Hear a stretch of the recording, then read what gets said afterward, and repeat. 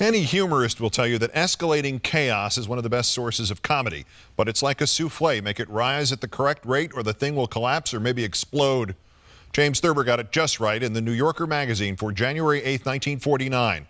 He then included it in 1953's Thurber Country. I will be reading, of course, from the Library of America's Thurber Writings and Drawings, edited by Garrison Keillor. The topic is books and publishers, and yes, it apparently happened to him in real life.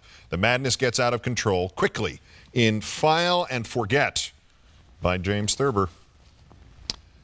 I want to thank my secretary, Mrs. Ellen Bagley, for putting the following letters in order. I was not up to the task myself for reasons that will, I think, become clear to the reader. J.T. West Cornwall, Connecticut, November 2, 1949. Miss Alma Winage, The Charters Publishing Company, 132 East Watt Street, New York, New York. Dear Miss Winage, your letter of October 25th, which you sent to me in care of the Homestead, Hot Springs, Arkansas, has been forwarded to my home in West Cornwall, Connecticut by the Homestead, Hot Springs, Virginia. As you know, Mrs. Thurber and I sometimes visit this Virginia resort, but we haven't been there for more than a year.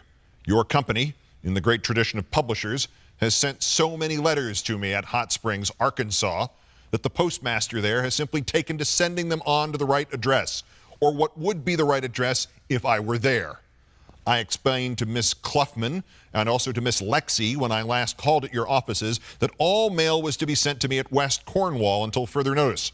If and when I go to the Homestead, I will let you know in advance. Meanwhile, I suggest that you remove from your files all addresses of mine except the West Cornwall one. Another publishing firm recently sent a letter to me at 65 West 11th Street, an address I vacated in the summer of 1930.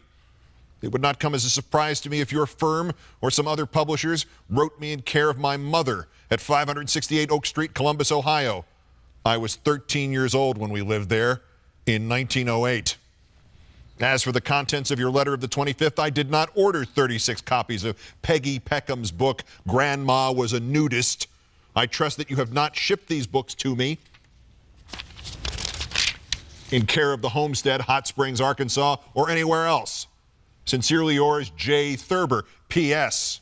Margaret Peckham, by the way, is not the author of this book. She is the distinguished New York psychiatrist whose The Implications of Nudism was published a couple of years ago. She never calls herself Peggy. J.T. West Cornwall, Connecticut, November 3, 1949. Miss Alma Winage, The Charters Publishing Company, 132 East Watt Street, New York, New York. Dear Miss Winage, in this morning's mail, I received a card from the Grand Central branch of the New York Post Office informing me that a package of books had been delivered to me at 410 East 57th Street. The branch office is holding the package for further postage, which runs to a considerable amount. I am enclosing the notification card, since these must be the 36 copies of Grandma Was a Nudist. I have not lived at 410 East 57th Street since the fall of 1944. Please see to it that this address is removed from your files, along with the Homestead address. Whoever ordered those books, if anyone actually did, probably wonders where they are. Sincerely yours, J. Thurber.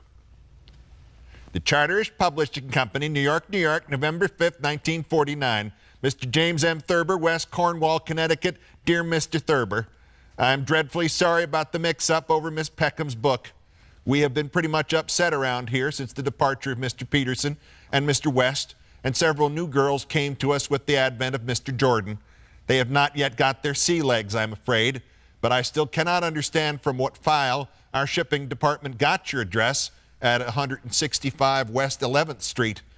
I have removed the 57th Street address from the files and also the Arkansas address, and I trust that we will not disturb your tranquility further up there in Cornwall. It must be lovely this time of year in Virginia, and I envy you and Mrs. Thurber. Have a lovely time at the Homestead. Sincerely yours, Alma Winage. P.S. What you had to say about Grandma amused us all. A.W. Columbus, Ohio, November 16, 1949. Dear Mr. Thurber, I decided to come right out with my little problem that was accidentally dumped in my lap yesterday.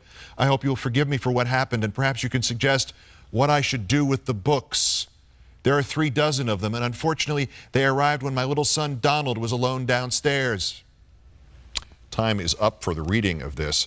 And instead of doing what we'd normally do, which is making you wait till next week, I'm going to read the whole thing online. It'll be posted on our website later this evening. File and Forget by James Thurber.